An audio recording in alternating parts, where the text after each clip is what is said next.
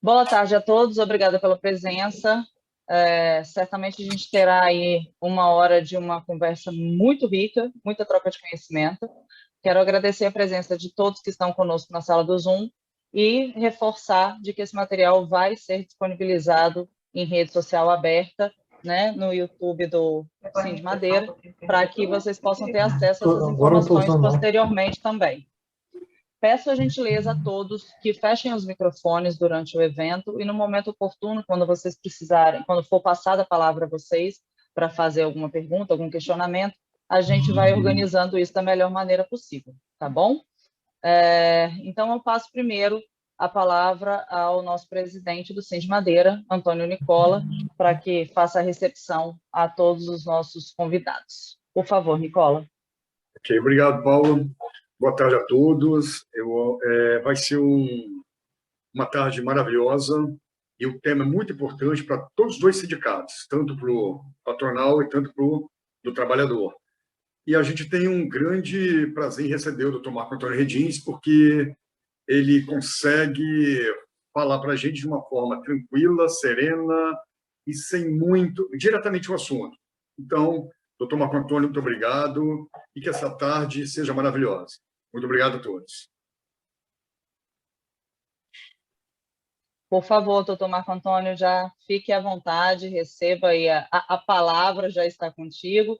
Quero só, antes disso, te agradecer pela presença mais uma vez, pela parceria de sempre, pelos esclarecimentos, reforçando a fala do nosso presidente, esclarecimentos sempre muito transparentes, muito de fácil compreensão. Então, agradeço bastante. E reforçando que o doutor Marco Redins, ele é especialista do direito do trabalho, atuante na Findes, ok? Doutor, vou só introduzir o tema, né? Nós temos uma dificuldade aí de lidar com a mudança contínua das legislações trabalhistas, né? Então, às vezes, as empresas focam muito na orientação do contador, ou às vezes focam até muito na orientação do próprio sindicato laboral, que aqui no estado atua de uma forma muito forte, está sempre muito próximo das empresas, mesmo aquelas que não são filiadas ao Sindmadeira, enfim. Então, assim, acompanhar esse desenvolver é muito difícil, mas quando tem algo tão forte que muda uma chavinha tão grande, como foi essa situação da terceirização, isso muda a cadeia como um todo, né? As relações mudam muito. E aí tem um impacto de médio e longo prazo, tanto que a gente está conversando sobre isso alguns anos depois, né? Isso já vem acontecendo, não é de agora, né? E aí a nossa preocupação vem acontecendo, mas de uma maneira ordenada, de uma maneira correta, a gente está fazendo certo, está fazendo errado, o que precisa melhorar? Porque sabemos que os funcionários, uma vez estão contratados, estão dentro do Pátio Fabril, ele tem todos os direitos dele, e o empregado e o empregador têm que estar cientes de que quanto mais correto eles estiverem caminhando, melhor para todo mundo. Até aí, ok. Agora, essa nova relação, eu chamo um microempreendedor individual para prestar um serviço para mim. Mesmo que a gente esteja falando de desonerar a folha, de demitir para contratar ali, enfim. Então, a gente sabe que na prática, no dia a dia, tem muitos poréns acontecendo, muitas dúvidas, o que eles podem, o dono, o empresário, há mais tempo no ramo de marcenaria, o que ele pode, o que ele não pode fazer. Ele pode demitir hoje e contratar o cara como MEI amanhã, enfim, tem tanta dúvida. Eu tenho certeza que está tudo isso aí no seu material, e o que não tiver, a gente vai te perturbar um pouquinho no final, tá bom? Te agradeço novamente aí, a fala é contigo. Olá, boa tarde. Boa tarde a todos. Inicialmente, eu quero agradecer o convite do Sindmadeira, aí na pessoa do presidente Nicola, da Paula também, que entrou em contato comigo, e eu sempre vou estar à disposição de vocês nas situações em que houver alguma necessidade. E o tema desse bate-papo nosso, que é sobre MEI, talvez, Paula, ele não termine aqui. Talvez depois dessa conversa, quem sabe, surjam outras dúvidas, mas aí as empresas que tiverem dúvidas, é só encaminhar para você, Paulo, você repassa para mim e eu vou poder estar orientando nas outras coisas que forem surgindo. Nós elaboramos uma apresentação, que ajuda muito sempre, né? Elaboramos uma apresentação e eu vou fazer a colocação dela aqui na tela. Um minutinho só, por favor. Na hora que aparecer para vocês, Paulo, você, por gentileza, você me avisa. Já apareceu Para para mim você? apareceu, perfeitamente. Apareceu sim. Ótimo. Vamos combinar o seguinte, como é um bate-papo, né? Bate-papo sobre contratação de MEI para quê?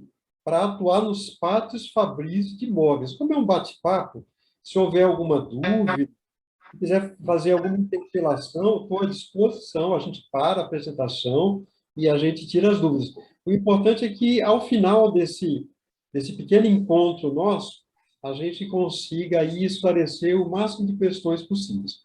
Mas vamos dar início, então.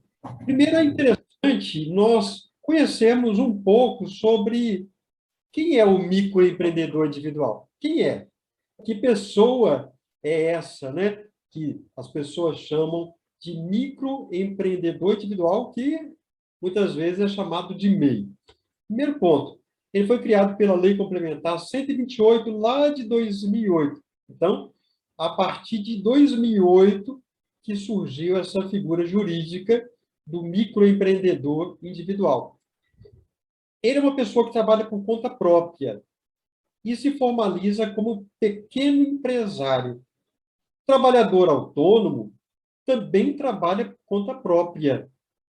Só que o trabalhador autônomo não é um empresário. Então, aí já é uma pequena distinção, né, entre o MEI e o trabalhador autônomo.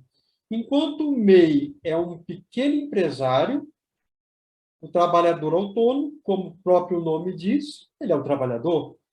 Enquanto o MEI tem a sua nota fiscal, nós temos aí o trabalhador autônomo emitindo o quê? O chamado RPA. Então, aí a gente já vai começando a colocar uma distinção nos vários tipos de trabalhadores.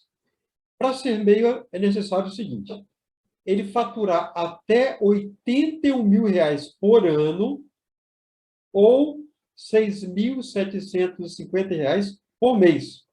A exceção é o recente caminhoneiro. Essa é uma alteração que ocorreu recentemente com a criação do MEI caminhoneiro. O MEI caminhoneiro, a receita dele, bruta anual, é de até R$251.600. O MEI não pode ser sócio de outra empresa. O MEI não pode ter uma outra empresa. Então, em resumo, ele só pode ser MEI. Ele é enquadrado no que nós chamamos de Simples Nacional. Então, ele está isento aí de tributos federais. E também isento de imposto de renda, PIS, COFINS, etc. Eu vejo muitas vezes alguns textos na internet dizendo o seguinte, os profissionais liberais MEI. Não. Profissionais liberais como médico, dentista e advogado não podem ser MEI. Então, esse é um erro que, às vezes, a gente encontra na internet. Ainda sobre ele, qual é a despesa que esse MEI tem? A despesa dele é recolhimento de 5% de INSS sobre o salário mínimo, e ele vai pagar um pequeno valor a título de ICMS ou ISS, dependendo da situação. A diferença é o MEI caminhoneiro. Já ele paga 12% a título de INSS. Esse 12% calculado em cima do salário mínimo mensal. O MEI, ele possui alguns direitos previdenciários. Auxílio maternidade, auxílio doença, aposentadoria, entre outros. E ele pode ter somente um empregado. Então, o MEI não pode ter 2 empregados, 3 empregados. Pode ter um empregado. E esse empregado do MEI, ou ele vai receber um salário mínimo, ou ele vai receber o piso salarial da profissão, e é claro, com todos os outros direitos trabalhistas, né? Tem que ter carteira assinada, FGTS e tudo mais. Se o MEI for, por exemplo, um marceneiro independente, e esse MEI marceneiro independente tiver um empregado, esse empregado desse MEI marceneiro independente deverá receber o piso salarial da profissão dos trabalhadores de marcenaria, e não o salário mínimo. Então, temos que ter esse cuidado em relação a esses detalhes. Contribuições do MEI. Basicamente, aqui estão. Comércio, indústria, olha o valor. O total é R$ 61,60. Serviços, R$ 65,60.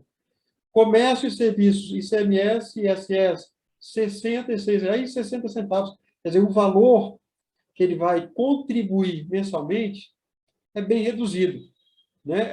É um valor, isso para fazer com que ele se sinta estimulado a se legalizar como microempreendedor individual e não fique trabalhando na informalidade. Quais são as ocupações permitidas e a relação comercial com o MEI? Como é que é essa situação da relação comercial? Ocupações permitidas, hoje nós temos 467 ocupações permitidas, englobando aí atividade de indústria, comércio e serviço. Todas elas estão nesse link aí. Pode ser estabelecida uma relação comercial com o MEI para comprar produtos vendidos pelo MEI. Isso é mais tranquilo. Esse assunto não é objeto da nossa apresentação. Normalmente, essa é uma questão muito mais simples, né? Não envolve tantos problemas. Mas a relação comercial também pode ser para contratar serviços prestados pelo MEI. Aí já nós vamos ter que observar alguns cuidados e algumas atenções. Então, comprar produtos é tranquilo. Contratar serviço, temos que observar aí com atenção algumas exigências legais. Eu aproveitei e trouxe para a nossa conversa, para esse bate-papo, para vocês terem conhecimento sobre estatísticas MEIs no estado do Espírito Santo. Quantidade de MEIs no Espírito Santo até 31 de dezembro, 337.150. Agora, trazendo aí para o Sindmadeira, né, os quinais, alguns quinais relacionados ao sindicato.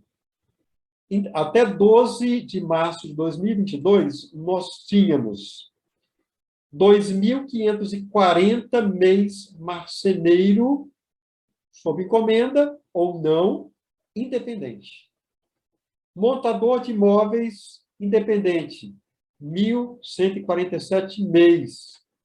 Moveleiro independente, 76 MEIs. Aí, quando eu estava montando esse material, eu fiquei numa dúvida, mas qual é a diferença aí de marceneiro para moveleiro? A diferença é que o marceneiro trabalha predominante com madeira. A predominância dele é madeira.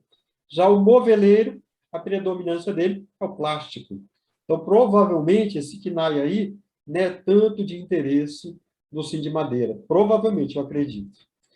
Reparador de imóveis independentes. Nós temos 531 MEIs. Mas uma observação importante. Se você tem um marceneiro independente, daquele KNAI lá em cima, 3101200, e ele for registrado somente como marceneiro independente, ele não pode montar móveis. Ele não pode restaurar móveis. Para que um MEI ele seja marceneiro e ele possa montar e restaurar móveis, ele vai ter que ter os 3 KNAIs, 3101200, 3329501, 9529105, ele vai ter que estar registrado nos 3 KNAIs para poder fazer todas essas atividades. Se não... Doutor? Pois não? Paula, você permitiu interromper, mas é coisa rápida. Então, ele pode ter esses 3 KNAIs? Muda alguma coisa na tributação? Qual o impacto? Ele pode fazer isso? Pode fazer isso. Sem nenhum problema. Isso não vai... Isso daí é para que fique consignado, Paula, quais são as atividades que legalmente ele está permitido a executar. Você está entendendo?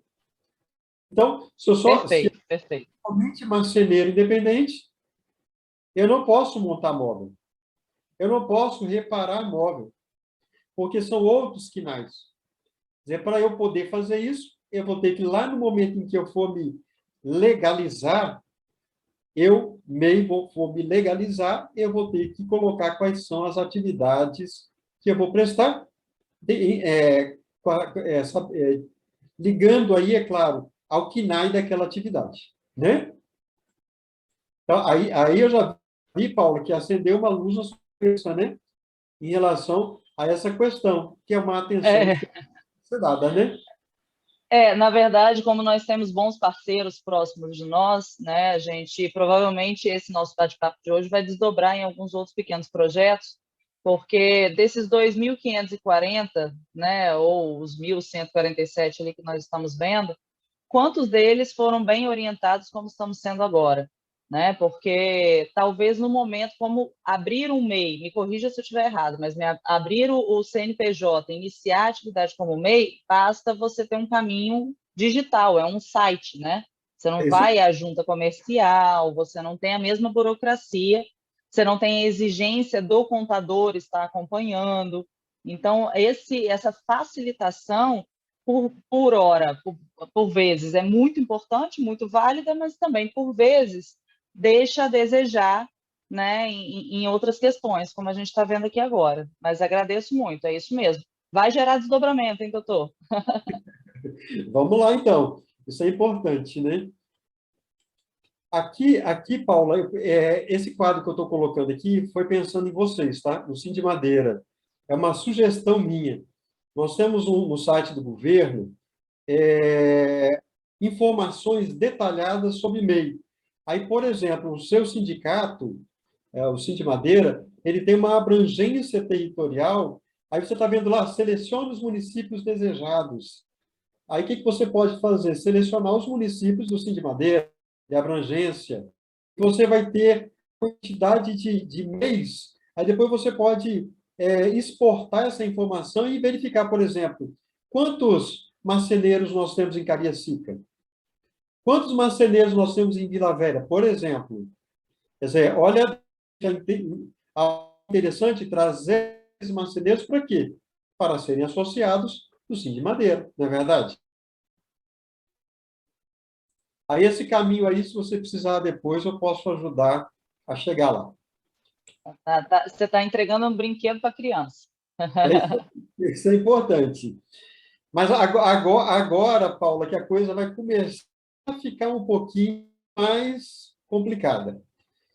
Porque, observe o seguinte, essa resolução 150 de 2018 é da federal.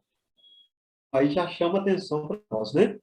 Então, primeira coisa, essa resolução diz o seguinte: MEI é modalidade de microempresa. Isso significa que quem contrata o MEI, tem que olhar para o MEI não como um trabalhador, mas como um microempresário. Ele não é um trabalhador, ele é um microempresário. Essa deve ser sempre a nossa visão no momento de uma contratação. O MEI não pode, cumulativamente, guardar com o contratante, isso é, com quem contrata o serviço dele, relação que envolva três aspectos. Pessoalidade, isso é, você exigir que só seja ele que presta aquele tipo de atividade.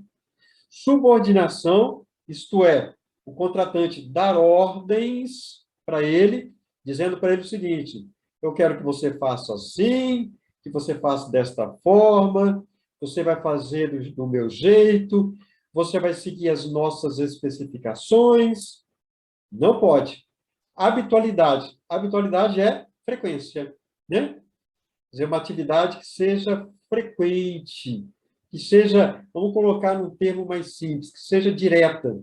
Quer dizer, ele é contratado para prestar serviço direto para aquela empresa. Qual é o risco? Exclusão do Simples Nacional. Agora, Se o MEI for contratado para prestar serviço como empregado, digamos que tem uma empresa que não tem essas informações e ela faz o seguinte: eu vou contratar o MEI para fazer serviço de meus empregados. Ou então, a contratação seja uma simulação. Você tem um documento todo bonitinho, que tem um contrato todo direitinho, tentando mostrar uma outra realidade, mas a realidade do dia a dia, nessa relação com o MEI, demonstra o seguinte: que há entre a empresa e ele uma relação de emprego. Nesse caso, nós temos duas consequências jurídicas. A primeira delas, o MEI vai ser considerado empregado daquela empresa, que contratou ela.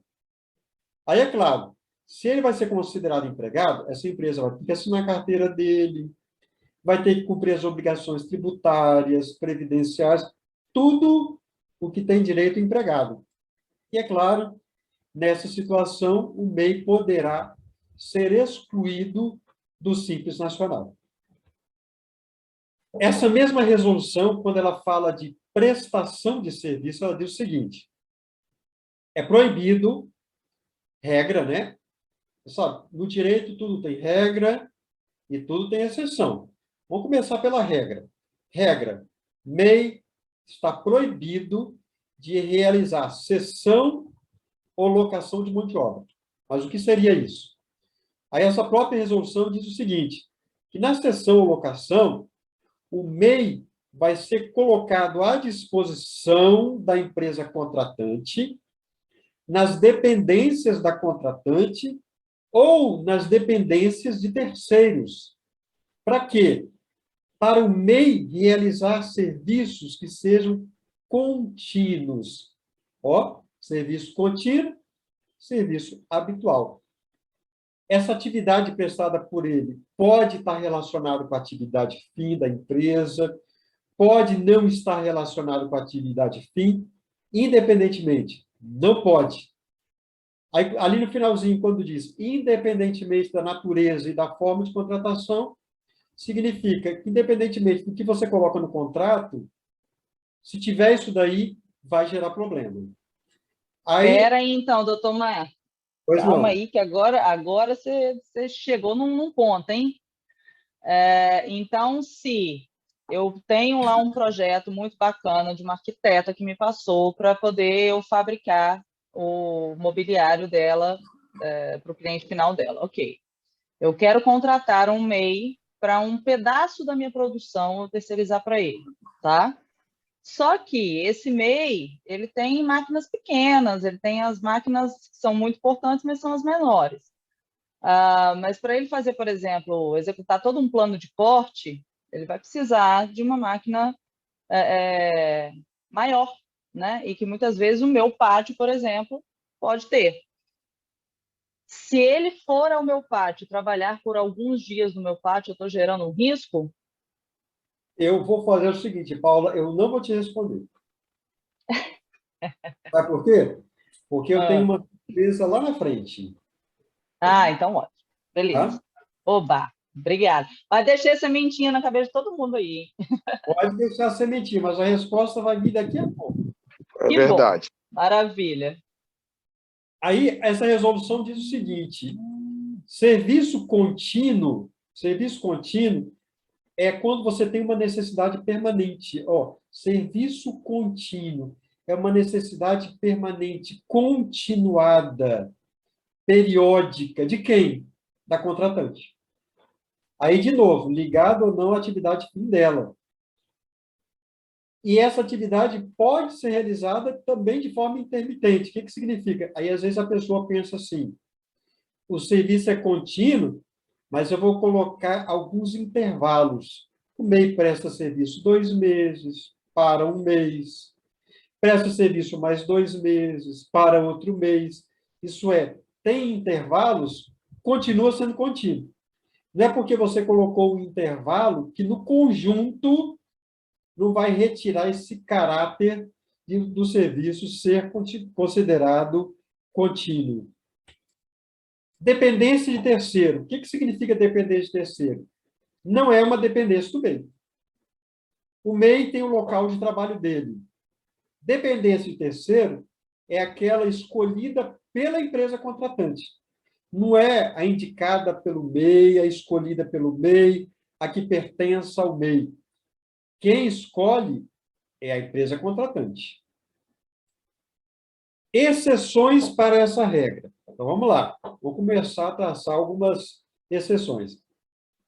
Quem pode prestar serviço contínuo, cessão e locação de mão de obra? MEI de hidráulica, MEI de eletricidade, MEI de pintura, MEI de alvenaria, MEI de carpintaria. Observem que essas 5 atividades estão relacionadas à construção civil.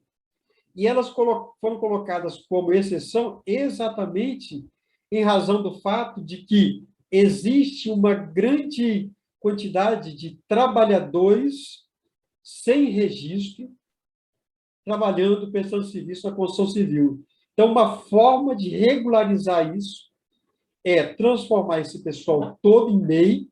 Aí eles podem, lá na obra, dentro da obra, prestar serviço contínuo. Não tem problema. Manutenção, reparo de veículos também é uma outra exceção, que também pode trabalhar nessas atividades que prestam serviço contínuo para a contratante. Trazendo agora para a marcenaria, eu identifiquei o seguinte: carpintaria tem a ver com marcenaria. Mas uma marcenaria contratar um carpinteiro MEI, ele só vai poder trabalhar na fabricação de estrutura de madeira e vigas para construção. Ou ele só pode trabalhar para fabricar escada de madeira, fabricar cancela ou outros artefatos de carpintaria. Então, dessas exceções aí, aqui eu identifico que tem uma certa relação com marcenaria, é a carpintaria. Mas, deixo muito claro, só para fazer isso daí. Eu não posso colocar ele, eu contrato ele para fabricar estrutura de madeira para construção e depois eu coloco ele para fazer um móvel. Não pode. Isso é ilegal. Então, uma marcenaria só pode contratar um MEI para trabalhar lá dentro dela, prestando serviço contínuo, mas com autonomia. O MEI tem que ter autonomia. O MEI é um empresário. Ele não pode ser subordinado a ninguém. Ele tem que ter Doutor, autonomia. Pois não. nesse caso da carpintaria, você acredita que seria alguns profissionais que talvez pudessem estar atuando nas fábricas de pallets, por exemplo? Porque, assim, tem serrarias, tem algumas outras indústrias que estão vinculadas ao Cindy Madeira que não são necessariamente marcenarias, né? Não estão fabricando móveis propriamente dito. Mas, por exemplo, uma etapa produtiva dentro da Eco Premium, que é uma empresa da nossa vice-presidente, a Glenda, que está aí conosco, e que fabrica colchões. Então, assim, a madeira, ela está envolvida com o produto final, mas só que ela é um pedaço do insumo ali dentro, né? Não, ele não vai fabricar o colchão como um todo, vai ser um pedaço ali dentro do processo. Você acredita que a carpintaria poderia entrar nessa conversa? Eu acredito que sim. Nesse Ok. aspecto, eu acredito que sim. Mas deixando muito claro que é um empresário, um microempresário, que não vai ser subordinado Isso. ao trabalho que é feito normalmente dentro desta empresa. Ele não vai receber Acredito ordem. que você vai falar disso mais para frente, mas então, assim, deixando bem claro, esse cara ele não tem obrigatoriedade de cumprir o mesmo horário que os funcionários, ele não tem obrigatoriedade de usar o uniforme daquela empresa. Estou indo para um caminho certo, é isso? Você está indo para o caminho 100% certo. É isso mesmo. Então tá Mas daqui bom, a então pouco continua aí seu raciocínio. eu vou relacionar tudo que é proibido para ele. Então tá bom, vamos em frente. Bem, vamos lá então.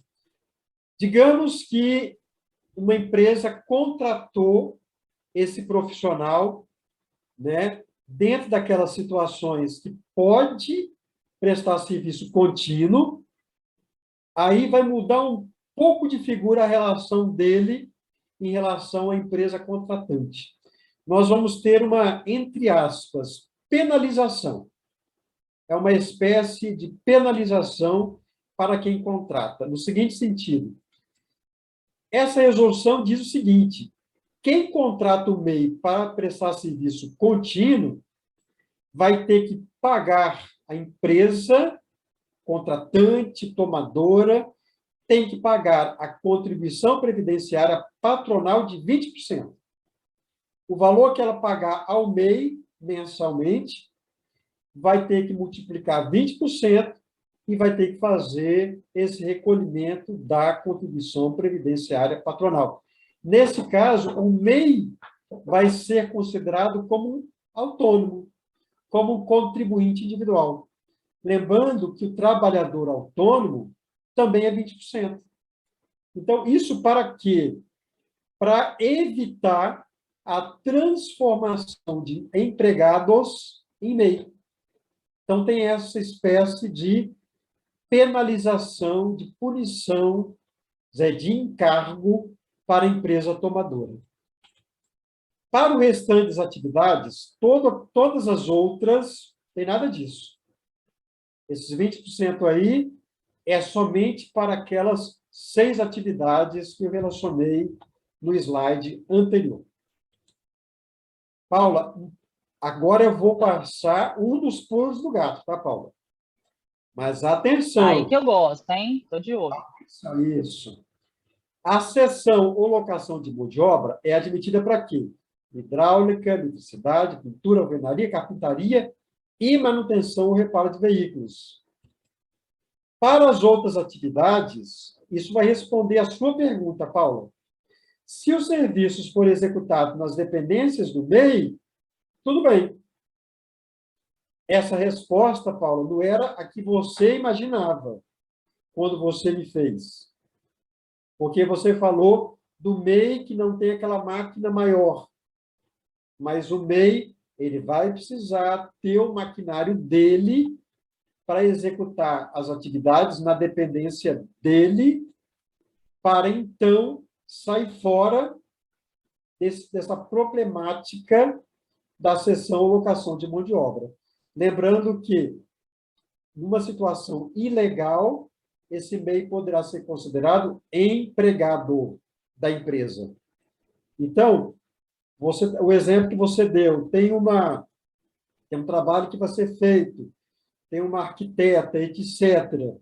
Uma parte do trabalho pode ser feito pelo MEI? Sim. Lá na casa dele, lá na dependência dele, lá no local de trabalho dele. Tranquilo. E aí, doutor, se a gente faz uma... Aí você vai falar que eu estou dando jeitinho brasileiro, hein? Mas vamos lá. Se eu faço um contratinho ou, enfim, formalizo de alguma maneira uma locação uma hora técnica ali que eu esteja abrindo mão de usar aquela máquina e estou querendo locar ela para terceiros. E que talvez, coincidentemente, seja um MEI que esteja prestando serviço para mim. Estou dando jeitinho brasileiro? Então, Paula, no direito nós temos... O direito, ele regula os atos da vida civil.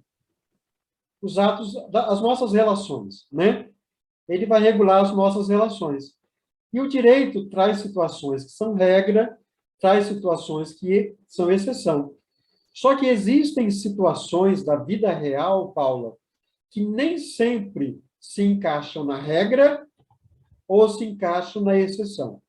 Aí nós dizemos que essa situação ela entra numa zona que é cinzenta.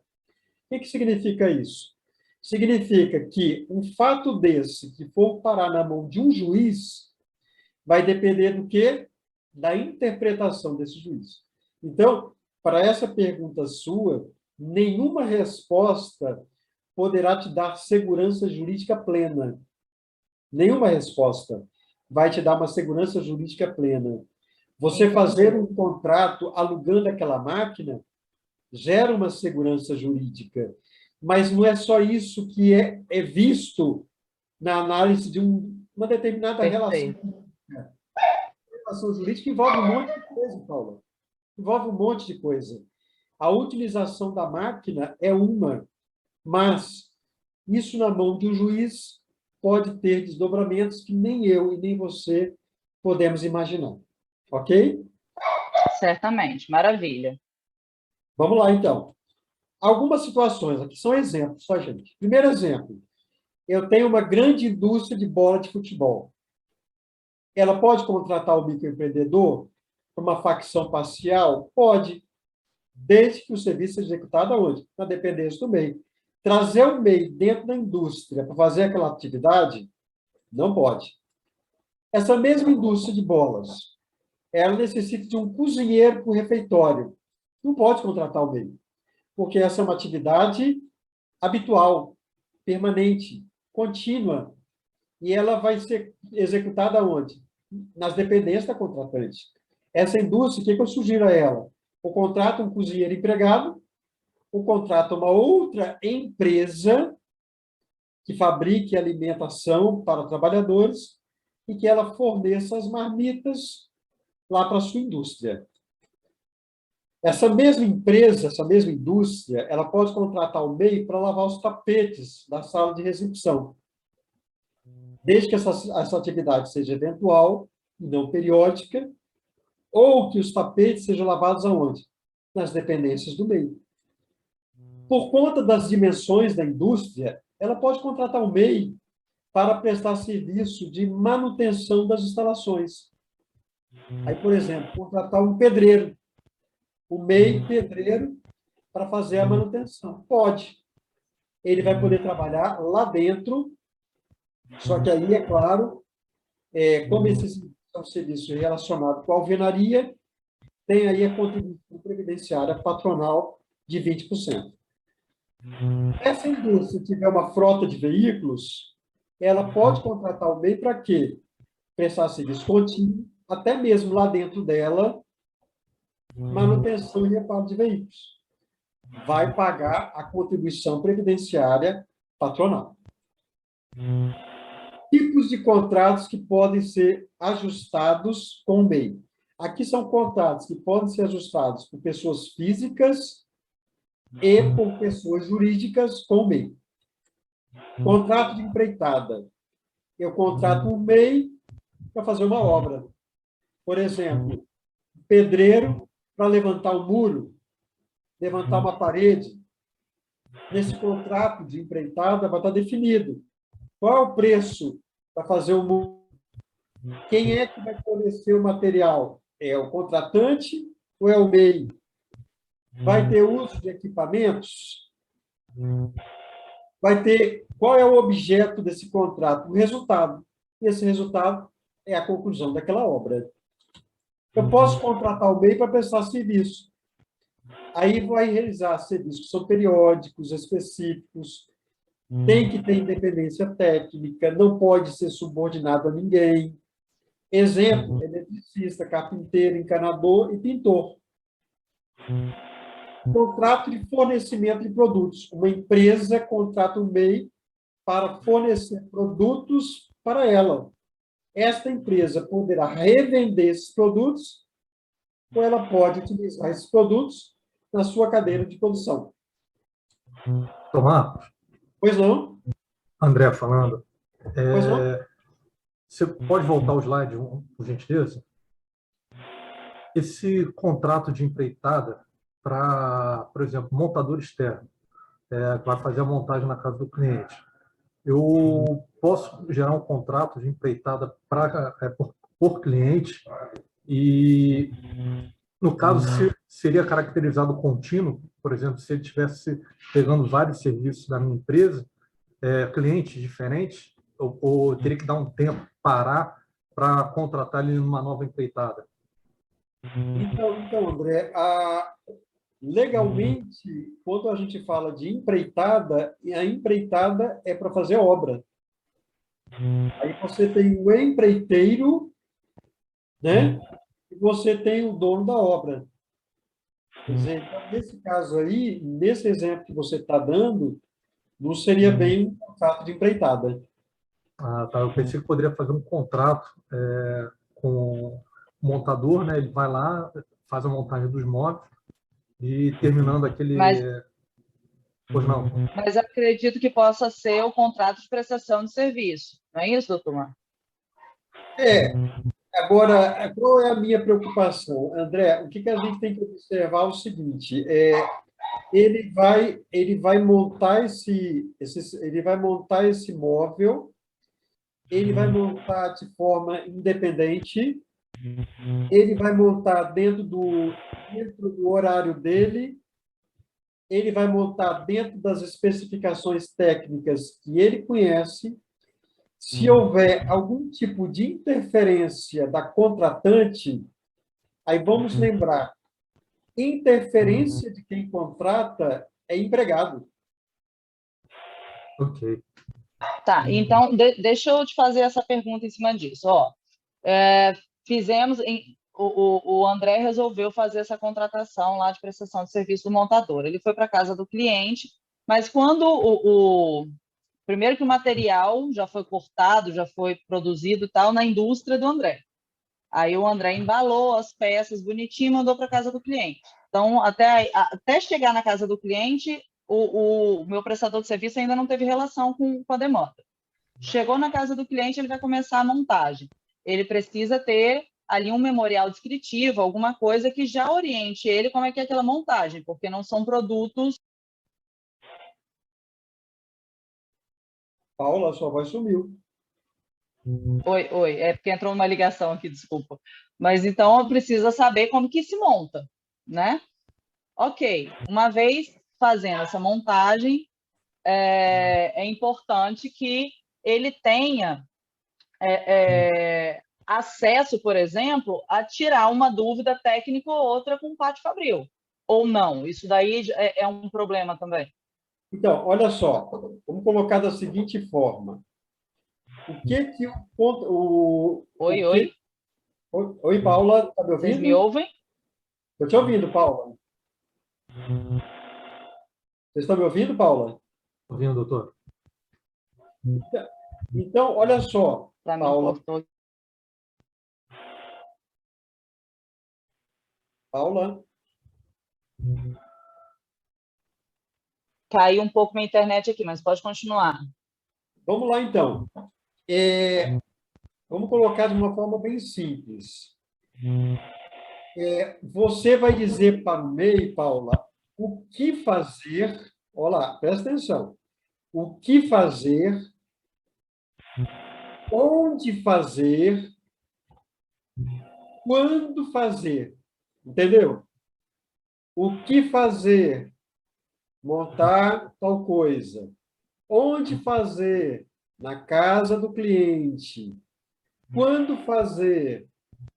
Em determinado momento, em determinado horário estipulado pelo cliente. Fechado. O que eu não posso estipular? Como fazer? Percebeu, Paula? Como fazer? Como que eu faço para montar esse móvel? Você que sabe, você é montador, você é especialista na atividade de montagem de móveis. Então, você é o especialista, eu não posso dizer para você como você deverá trabalhar.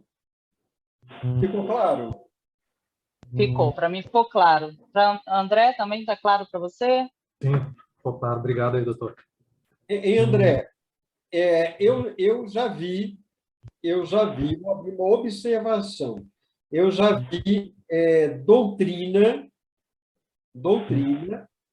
falando sobre contrato de empreitada para tarefa, contrato de empreitada para execução de tarefa. Então, eu já vi doutrina sobre isso. No geral, a doutrina coloca empreitada para obra.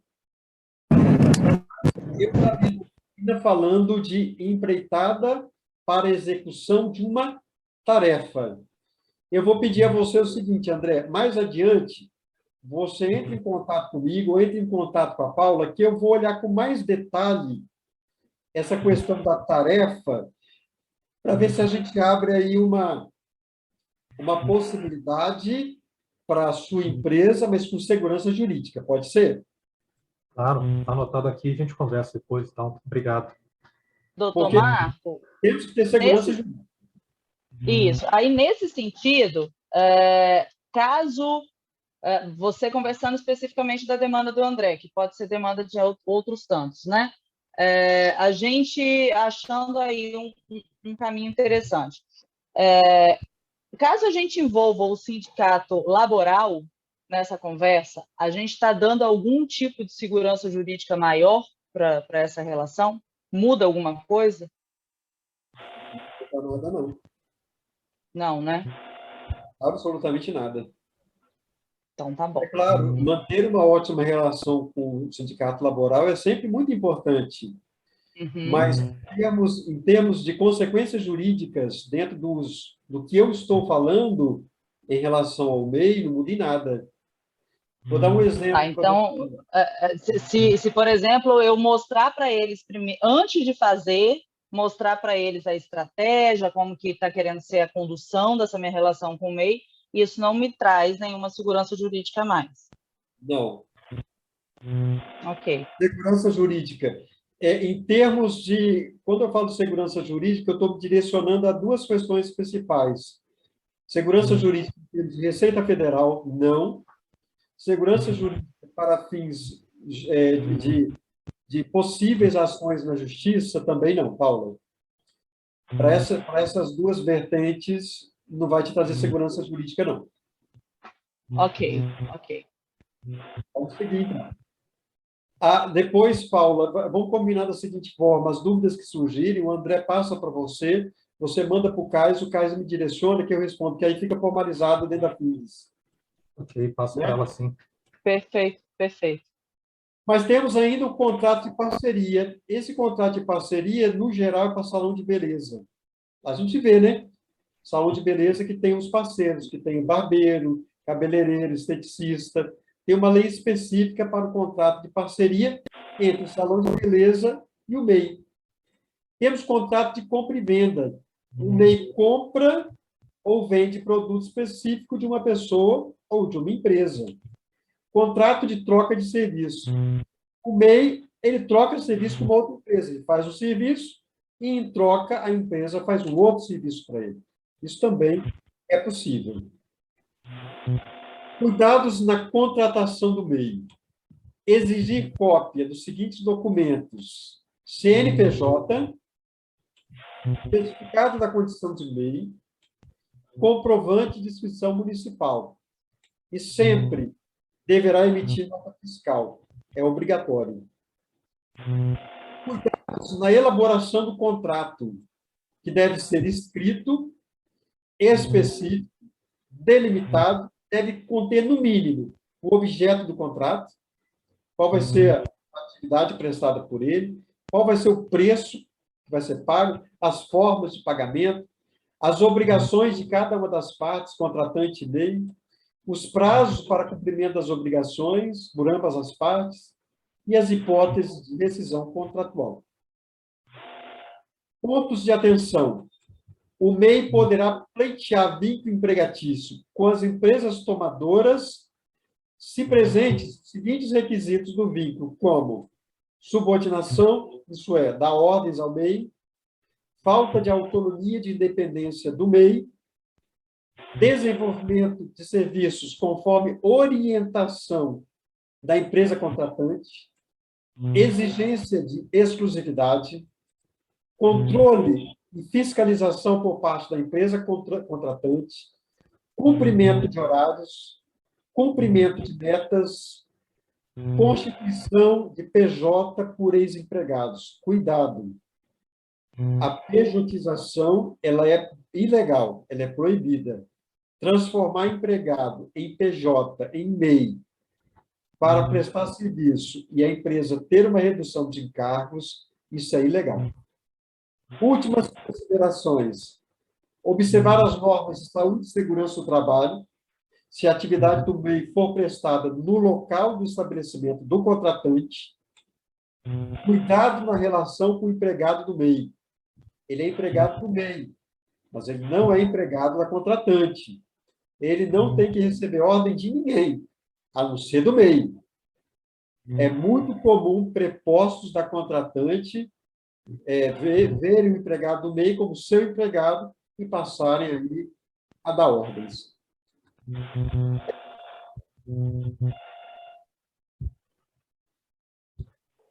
Muita coisa? Olha, vou te falar que a gente deve ter bastante gente aí incomodado para achar uma forma de fazer a coisa acontecer. Porque, na verdade, doutor Marco, assim, eu vou abrir para as perguntas, né? Mas a gente percebe que foi uma maneira de algumas empresas sobreviverem, tá? Eu não estou colocando opinião de Paula Maciel aqui, não estou colocando opinião de Cindy Madeira, estou fazendo uma constatação. A gente percebe que muitos patos fabris, mesmo antes da pandemia, quando a gente já vinha num processo dificultoso de crise e tudo mais, a única saída que eles obtiveram, a única saída que eles tiveram foi realmente rever as relações trabalhistas e acabaram tendo esse caminho aí que a gente está vendo hoje aqui, que talvez tenha sido um dos mais arriscados, né? Mas sim, a gente sabe que existe MEIs atuando dentro dos patos fabris. E o que a gente faz agora com isso? Né? Assim, tudo bem, a gente está trazendo a melhor orientação possível, mas a partir dessa orientação, né, me preocupa o reflexo dessa orientação, porque não dá para da noite para o dia sair demitindo todo mundo, mandando todo mundo embora. Também não dá para da noite para o dia romper todas as relações com todos os MEIs. Então, assim, a gente precisa achar algum tipo de orientação que a gente consiga fazer um meio termo. Vou citar um exemplo. Eu estive numa empresa na Serra e um empresário de lá ele me falou o seguinte: olha, cansei de pátio fabril, cansei de ter empresa grande, cansei de ter um monte de maquinário. Estou vendo quem é melhor em cada etapa da minha produção e estou terceirizando isso para todo mundo dentro das estruturas deles. Né? Aí, a minha máquina X, que custa 100 mil, eu já fiz toda a negociação com o meu ex-funcionário, esse ex-funcionário está levando a máquina embora. Vai sumir, Paulo. Para ele, esse cara... Oi. Voltou? Voltou. Aí, então, assim, ele facilitou da maneira que ele podia em relação ao maquinário. O maquinário está lá. Sumiu sua voz, Paulo.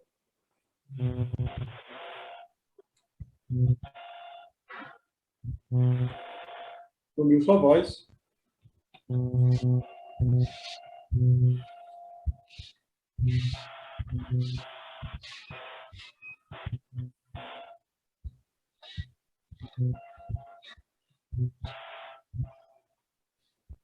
Deixa eu mandar aqui.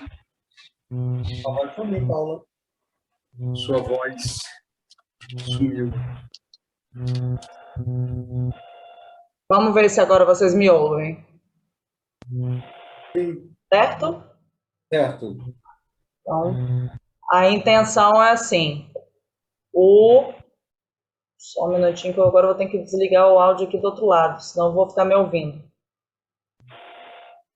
O empresário, ele fez a entrega do maquinário para o novo MEI, que tem lá a garagem dele, tem um espacinho dele, e esse cara está trabalhando lá com o maquinário que era do pátio fabril. Então, um maquinário grande, que ele teve que se adaptar lá para conseguir colocar isso no ambiente dele, né? Mas digamos assim, o cara era especializado na parte de, enfim, de colar a bordo, né? Colagem de bordo lá do módulo. Então, quando ele... Gente, está muito complicado aqui para mim, porque minha técnica aqui com as duas coisas não deu muito certo. Mas vamos lá. Então, esse maquinário foi para casa, para a nova empresa, vamos dizer assim, desse MEI. Cada pedacinho daquele pátio, grande pátio fabril, foi para casa desses MEIs e eles estão trabalhando dessa forma, cada um com um maquinário numa ponta, tem uma logística, tem um trabalho, a questão do prazo, ele tem que, né, tomar muito cuidado com isso e tal. Mas foi uma forma como esse empresário quis. Mas eu sei, é óbvio, que não são todos os empresários que vão optar por isso, né? Então não dá para você simplesmente pedir para um empresário que fez investimento lá de milhões sair distribuindo máquina para casa de ex-funcionário, né? Nem todo mundo tem essa atitude, tem essa intenção. Então, assim, é um cenário que me preocupa, tá, doutor? Porque a gente está falando de muitos MEIs dentro de Patos Fabris. Posso te fazer algumas perguntas? Primeira pergunta. Esses ex-empregados dessa empresa, eles são exclusivos dela? Ou eles podem se negar a prestar serviço para ela, ou eles são obrigados a trabalhar para ela? Eu não sei a fundo o contrato que foi firmado, mas eles não são exclusivos porque eles adquiriram o equipamento de uma maneira extremamente facilitada. Então, aquela máquina passou a ser dele, apesar de ser sei lá como que eles fizeram isso de uma forma bem facilitada, financiada, enfim. Mas a máquina é dele. Então, ele não tem... Agora, a questão do se negar, aí eu não sei como é que ficou essa relação, né? Houver exclusividade, exclusividade, não é problema. Exigência de exclusividade é Bola, problema. por gentileza, fecha seu áudio para mim. E o Antônio Marcos também, me parece que está com o áudio aberto. Se vocês puderem desligar, eu agradeço.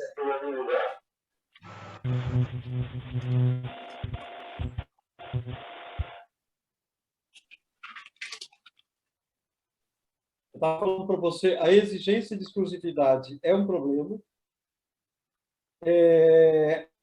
Eu estava falando para você, se esse dono, se esse ex-empregador, de alguma forma, ele estiver dando ordens para esses, entre aspas, trabalhadores MEI, né? Entre aspas, porque não existe trabalhador MEI, né?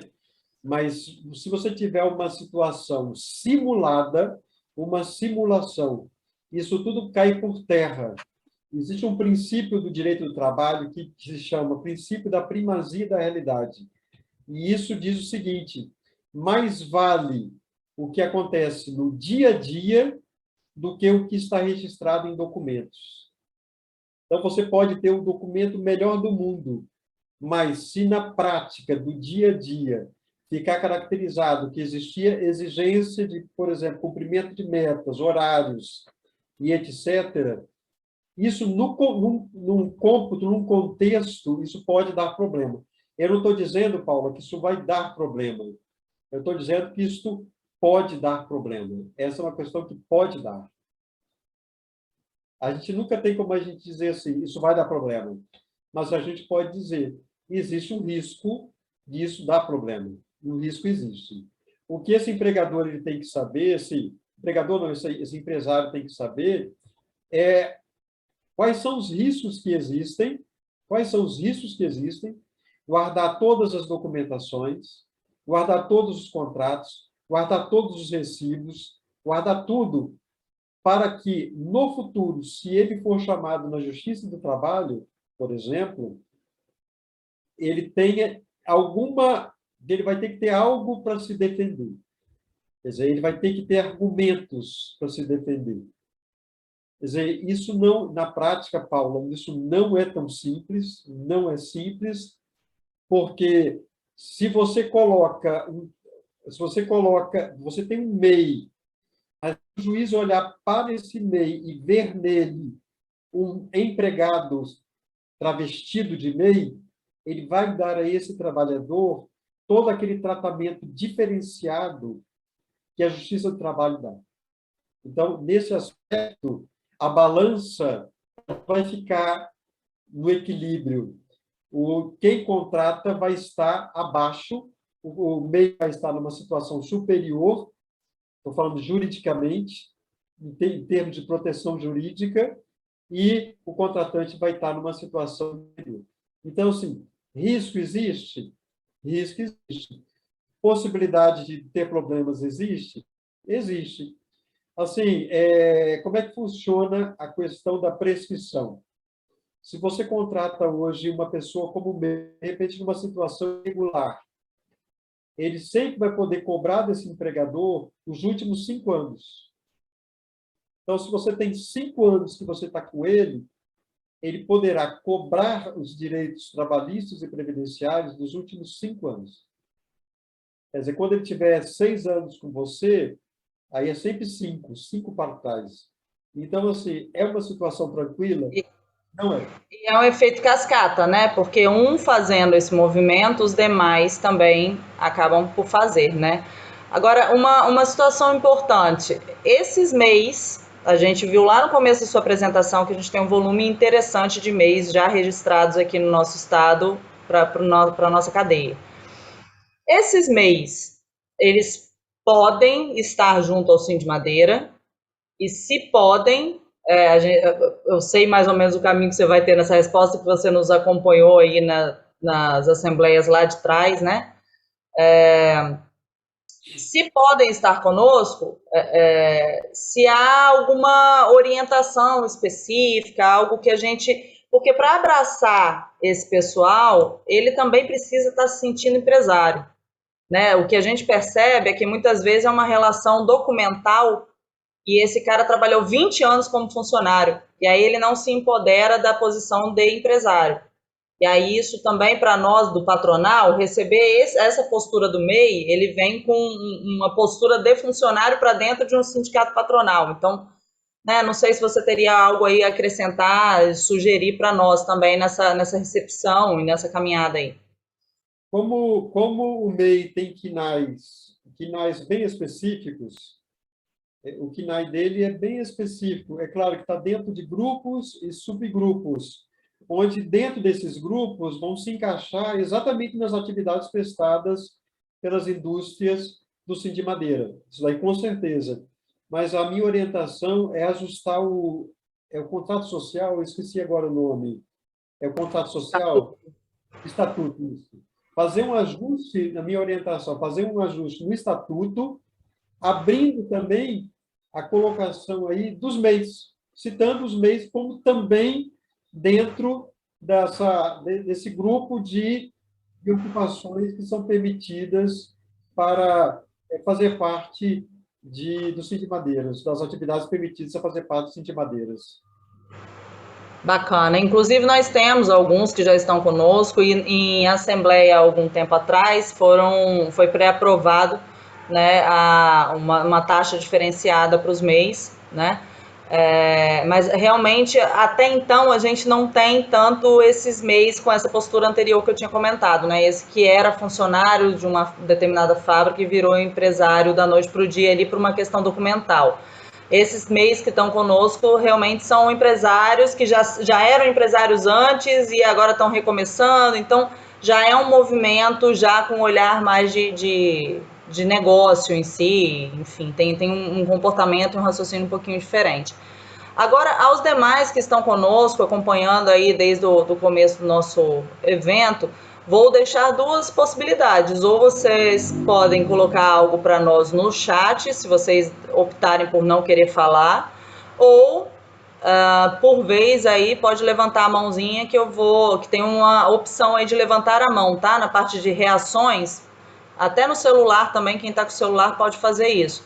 Na parte de reações, você tem uma opção de levantar a mão, que aí eu vou dar a voz aí a vocês, se vocês quiserem fazer alguma pergunta, ok? Então, a partir de agora, aí eu acredito que seria o melhor momento, né, doutor Marco, para a gente começar a escutar as perguntas. Vou passar aqui a fala ao Carlos Castro, da Tramar, que foi o primeiro aqui a levantar a mãozinha para a gente. Pode ficar à vontade de fazer sua pergunta. Boa tarde, pessoal. Estão me ouvindo bem aí? Estão me ouvindo? Tudo bem. Não? Tá Tudo certo, te ouvindo. Doutor Marcos, então vamos lá. Considerando que haja tudo que foi dito aí, não há segurança jurídica em você ter um MEI prestando serviço para sua empresa. Se for continuado, não tem chance. Qual é o tamanho do prejuízo maior caso você não tenha um funcionário ou um prestador de serviço que possa se enquadrar? Você deixa o cara como MEI ou você deixa ele sem carteira assinada e paga o... Ai, aquelas... Ah, o documento que eu esqueci o nome. O cara paga o documento referente à prestação. Isso. Ele vai pagando e você vai tocando o barco. Mas aí é o seguinte, a contribuição previdenciária patronal, ela é exclusivamente para aquelas 6 atividades. Sim. Para as outras atividades, você nunca vai ter uma situação onde uma empresa contrata para cessão uma atividade que não poderia ser cessão, não poderia ser continuada, você nunca vai ter os 20% da contribuição previdenciária patronal. O grande risco é o reconhecimento de relação jurídica de emprego. Vai com o 13º, férias, FGTS e INSS. Esse daí é o risco. Então, de um jeito ou de outro, o melhor caminho é, ponto, assina a carteira do prestador. Não existe uma forma da gente configurar que ele é um prestador de serviço. Para a marcenaria, principalmente. E, na verdade, Carlos, quando foi criada a figura do MEI, foi criada para resolver um problema daqueles trabalhadores que estavam trabalhando na informalidade. Sim. Então, o legislador ele não pensou nas empresas, em resolver problema de empresa.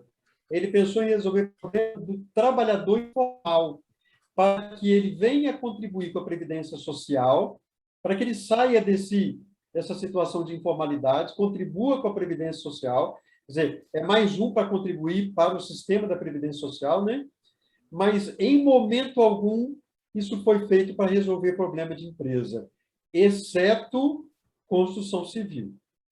Porque o nível de informalidade era muito grande e uma solução foi colocar o MEI trabalhando dentro da construção, mas tendo direito aí os 20% da contribuição previdenciária. Vou viajar um pouco aqui em cima dessa pergunta do Carlos, mas uma vez que a gente tem aquelas 6 atividades específicas, onde 5 são da construção civil, então a gente vê uma mobilização, né, algo aconteceu, né, algum fator histórico ali, seja numerário ou não, mas algo aconteceu que justificou que eles estivessem ali, como você havia comentado, né, a questão de ser trabalho por empreitada, continuidade, enfim, aí a construção civil ficou com um olhar diferenciado. Me remete ao seguinte, nós estamos dentro de uma federação das indústrias que tem uma área de defesa de interesse, que tem uma conexão muito forte com o CNI, né, que a gente tem o conselho, que é o COAL, né, que é da parte legislativa, tem o conselho tributário, enfim. Então, a gente tem um arcabouço ali de instituições conectadas que normalmente estão buscando essas demandas mesmo do setor para poder defender o setor. Será...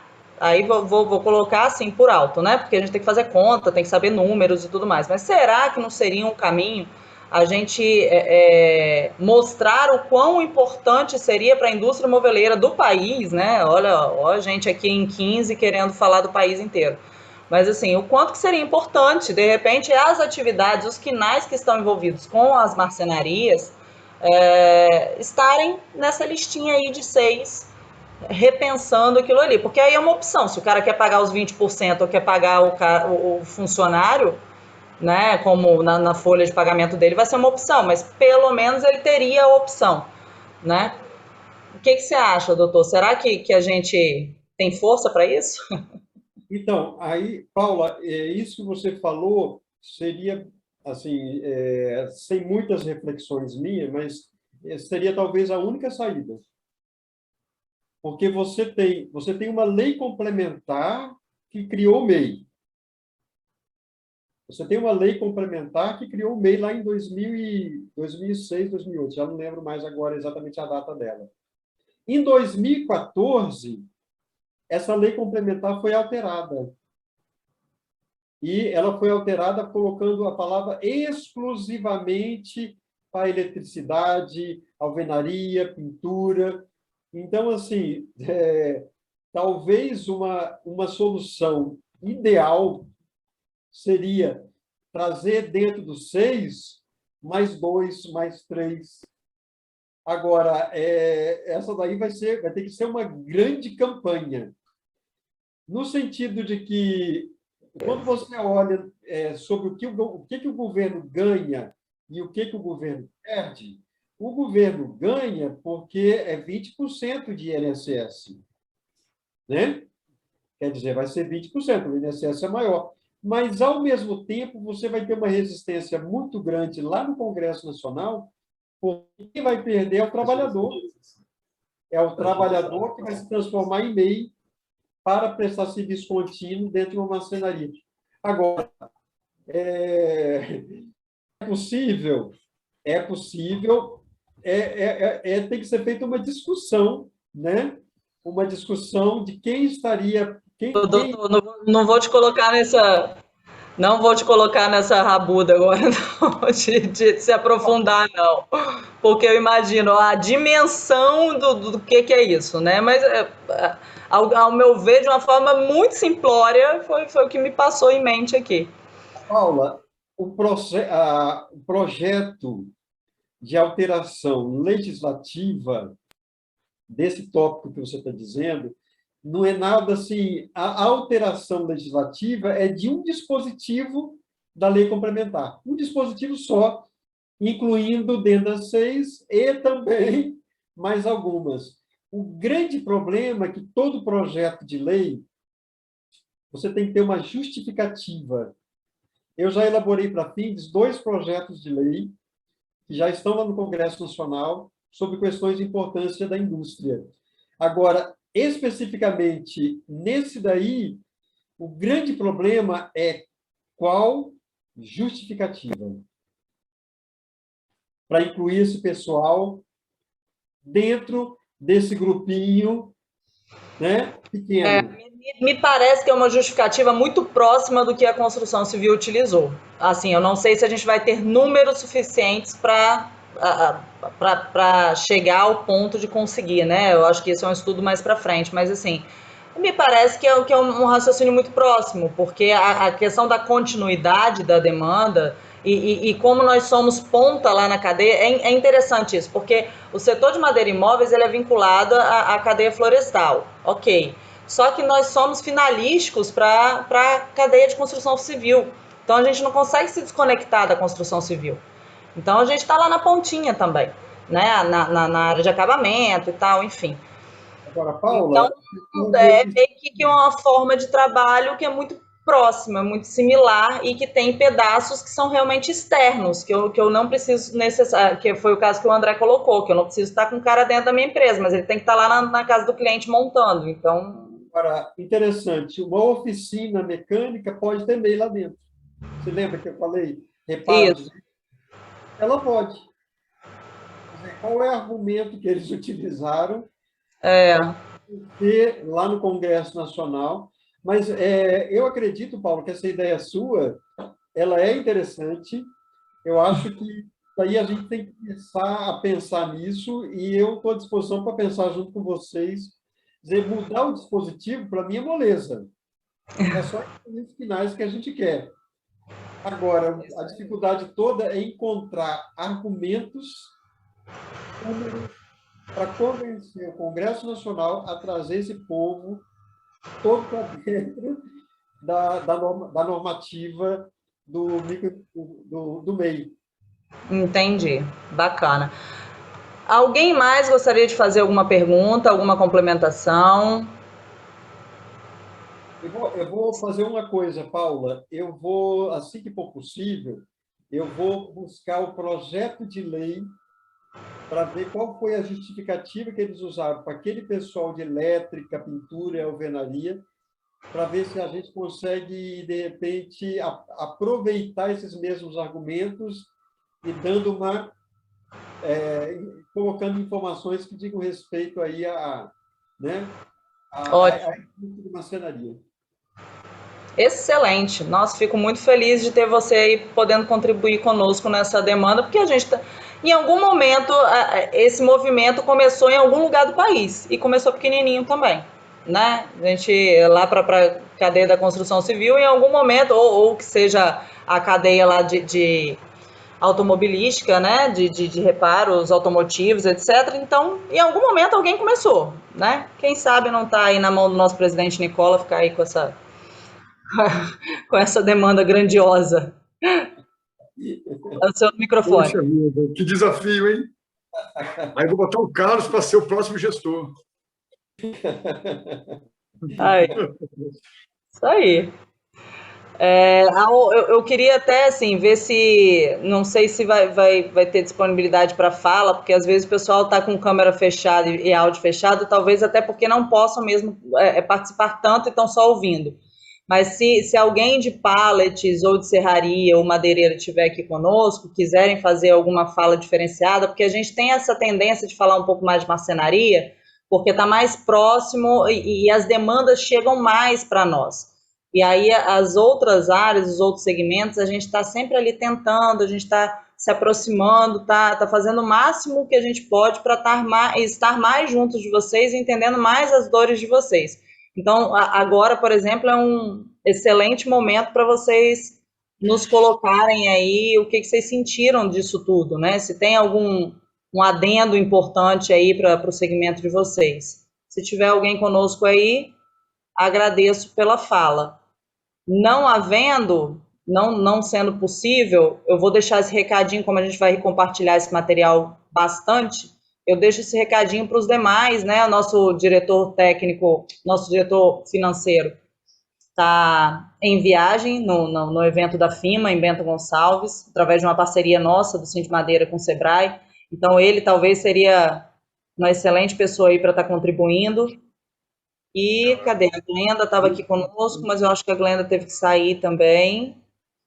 Mas eu vou buscar essa contribuição também, tá, presidente? Para a gente entender se essa relação dos MEIs lá em outros pátios, de repente, pode ser terem dores também. Já tá? que o doutor Marco Antônio deu essa abertura, vamos fazer isso.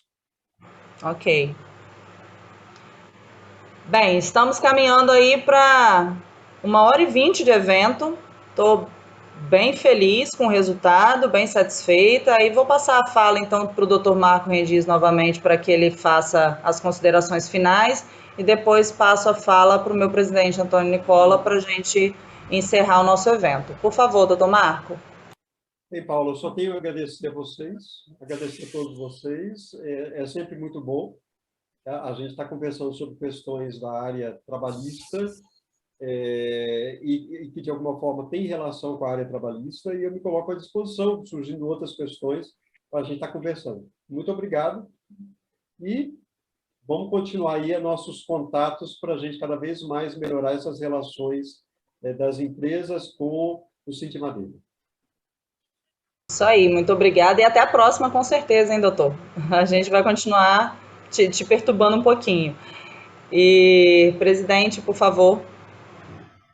Eu quero agradecer o doutor Marco Antônio pela explanação muito bem clara. A gente teve um entendimento. Agora tem uma tarefa de casa, né, Paulo? A gente buscar isso de uma forma equilibrada, também junto com o laboral, a gente se unir, pensar em uma forma que sabemos que tem problema, mas amenizar cada vez mais. Mas eu te agradeço muito pelas informações. E agradeço a todos os presentes nessa online, através do virtual. Muito bom. Então, boa tarde a todos. Vamos dar continuidade aí para a nossa quarta-feira. E o Cindy Madeira continua à disposição de vocês. Por gentileza, nos contatem sempre que vocês tiverem qualquer dúvida em relação ao desenvolvimento, as soluções para a sua empresa, crescimento da sua empresa, e também no momento dos problemas, que a gente está aqui para tentar ajudar também da melhor forma possível. Tá bom? Ampliando essa representatividade. Uma boa tarde a todos. Eu encerro nosso evento por aqui. Obrigada. Obrigado. Gente. Obrigado aí.